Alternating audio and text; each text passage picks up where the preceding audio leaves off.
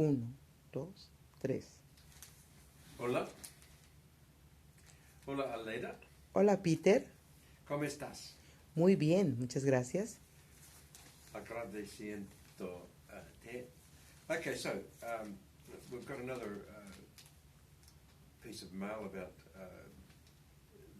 the payment to the Saudis by the New Zealand government.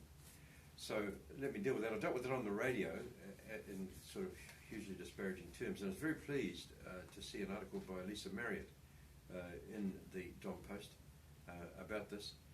And the question is really, how corrupt is this? And my answer, and I'm not going to put words in Lisa's mouth because this can be seen, her article can be seen in the paper, and I encourage people to read it. But my answer very clearly is that this is corruption. This is just straight out corruption. This whole business of facilitation payments. What's this facilitation payments? What is a facilitation payment? It's really a bribe. Where did we get off here? How did this happen in New Zealand? We've never been heavily into bribery and corruption and that type of thing in this country. And it's been one of the distinguishing features, of course, of some parts of the world versus another. So that in other parts of the world you've had things called bakshish or whatever. And I'm not going to name names and talk about countries and so forth. But New Zealand's always taken a great pride in not doing this sort of thing. And in my mind anyway, there's certain outfits, if I can call them that, such as the Canadian government, the New Zealand government, the Australian government, and these governments don't get into this. But look at this. Here you've got a situation of $10 million going to some chap in Saudi Arabia to do with a deal that we didn't make. This is unbelievable. I just find this totally gobsmacking.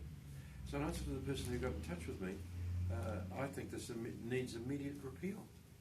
I think we need to immediately look at this.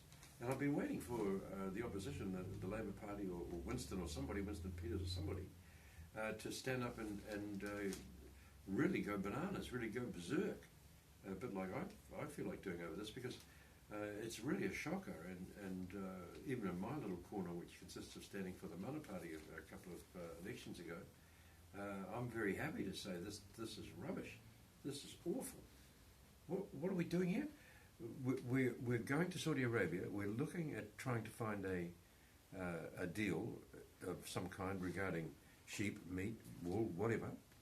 We don't get the deal. The deal falls over for some reason, and I'm not going to get into the specifics of the deal. That's ridiculous. So the deal is not made. So in order to keep everybody happy, we pay some person $10 million, and there's nothing. There's no product. There's no deal. There's nothing ongoing. There's not really any paperwork apart from us paying this money. And we're told, and in a very good article by Lisa Marriott, that there's simply no system in place to check what constitutes a small facilitation payment. $10 million is a small consultation payment. There's a phrase, get off the grass, which I think we really have to take on board here. And seriously, this should simply be not happening in New Zealand. So congratulations to Lisa Marriott for a really good article. Thank you very much for the correspondence on this issue. I had actually gone out on this before the article, but I didn't, I must say, I hadn't done the research that Lisa's done here, and this is a very good piece. So that being that, where do we go? Repeal.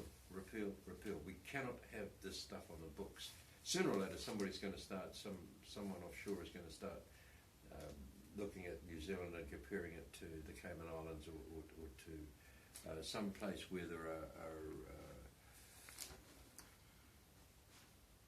ways to get around things, corruptions,